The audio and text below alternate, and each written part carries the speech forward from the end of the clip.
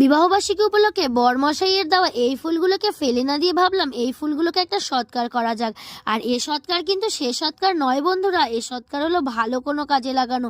এই শীতে বিয়ের মরশুমে গোলাপের কি দাম, আর এত দামি গোলাপ ফেলে দেওয়া যায় বলো তো? তারপরে আবার এতগুলো গোলাপ।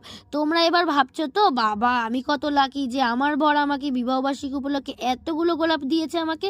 তাহলে তোমরা ভুল ভাবছো, আমার বিয়ের 8 বছর কমপ্লিট হলো আর এতদিনে সে আমাকে বিবাহবার্ষিকীতে না কোনো গোলাপ, না কোনো গিফট, না কোনো চকলেট, কিছুই দেয়নি। এক প্রকার চেয়েই নিয়েছে এই গিফটগুলো বলতে পারো।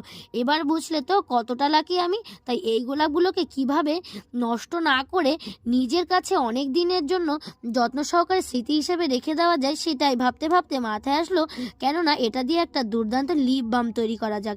তাহলে চলো এই গোলাপগুলো নষ্ট না করে এই গোলাপগুলো দিয়ে একটা লিপ বাম তৈরি করি। বেশি কথা না বলে চলো মূল ভিডিওতে যাওয়া যাক।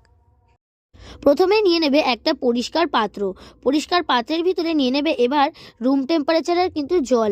এই শীতকালে কিন্তু তোমরা যে মনে করছো একটু গরম জল দেবে, একদমই কিন্তু সেই ভুলটা করবে না। গরম জল কিন্তু এখানে ব্যবহার করবে না, নর্মাল যে জলটা আমরা খাই নর্মাল জলটাই নেবে। ফ্রিজের জল কিন্তু নেওয়ার কোনো প্রয়োজন নেই।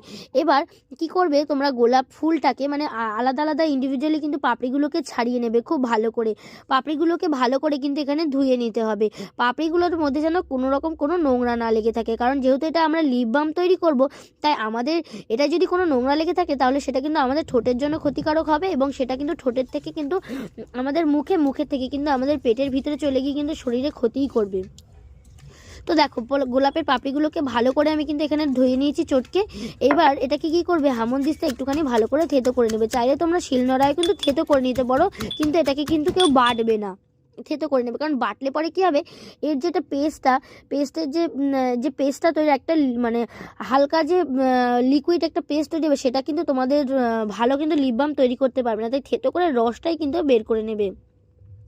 তাই রসটা বার করার আগে তোমরা প্রথমে কি করবে দেখো, প্রথমে থেতো করা কিন্তু গোলাপের পাপড়িটা কিন্তু অনেক ভালো আমি হামনদিস্তায় পেস্ট করে নিয়েছি, তবে অবশ্যই একটু ধৈর্য সহকারে জিনিসটা করতে হবে। এরপরে কি করবে এই পেস্টটাকে একটা কাচের পাত্রে নেবে।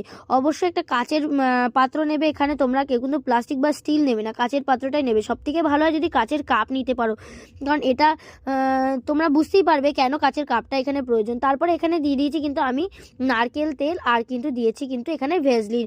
1 চামচ ভেজলিন, 2 চামচ নারকেল তেল আমি এখানে ইউজ করেছি। এবার প্রতিটা উপাদান ভালো করে কিন্তু এখানে মিশিয়ে নিতে হবে গোলাপের পাপড়ির সাথে। তেমন কিছুই না বন্ধুরা, শুধুমাত্র ভেজলিন আর নারকেল তেল দিয়ে আর গোলাপ ফুল যদি হাতের কাছে থাকে দুর্দান্ত লিপ বাম তোমরা নিজেরাই তৈরি করে নিতে পারবে।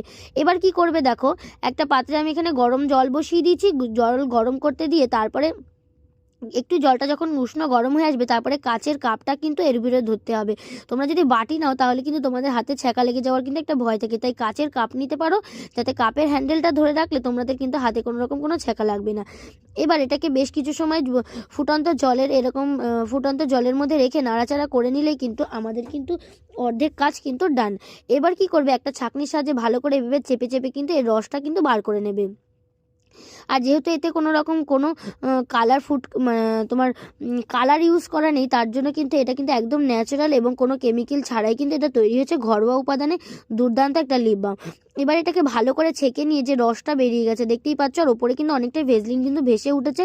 টেনশন করার কোনো ব্যাপার নেই, ভেজলিন যেহেতু শীতকালে জমে থাকে তাই এই জলের মধ্যে গোলাপের রসের মধ্যে কিন্তু এই জিনিসটা ভেসেই উঠবে। তবে এবার এটাকে একটা কন্টেনারে ভরে তোমরা কিছুক্ষণের জন্য ফ্রিজেও রাখতে পারো, আবার নর্মালি বাইরে রেখে দিতে পারো। তারপরে এটা সময় সময় তোমাদের সুবিধা মতন ব্যবহার